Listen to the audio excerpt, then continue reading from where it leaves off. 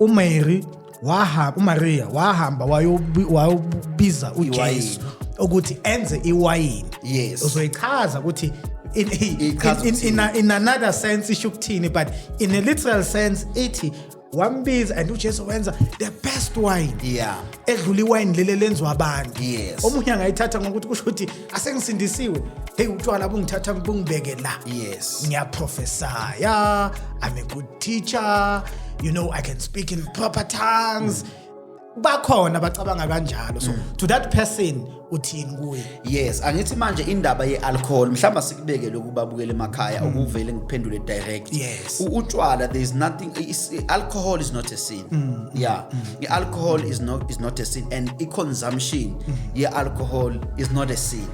But now the habits of alcohol, you must outgrow the habits of dating girls ungashadanga ulala namantombazana. Meaning mawuqala insindiso asilindelanga ukuthi ube perfect immediately in your conduct, but we need to see a transformation ukuthi there is a progress, lo muntu uyakhula. Day one bekunje. Yeah, day one bekunje, but ama teachings mawengena, there is a transformation that is happening. I problem iqala kuphi mphathi? Iqala ekutheni wena uthe usindisiwe.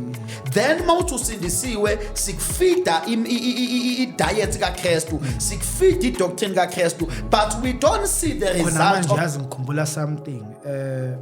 There's a pastor, I think somewhere Soweto, who raped a 12-year-old. As not a pastor lo muntu. Yes, but the whoever he is, he's in court. Yeah. Umntwana bamthole something else. Yeah.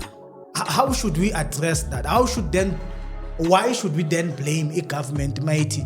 Let's regulate amasonto. Yeah. If we will have people in ministry who ababoni mntwana yena uzibonela something to feed his whatever. Yeah, I problem ka government i1 ukuthi kukhona umuntu odayisa iCoca-Cola yamahala kusho kumele kuyovala ioriginal Coca-Cola.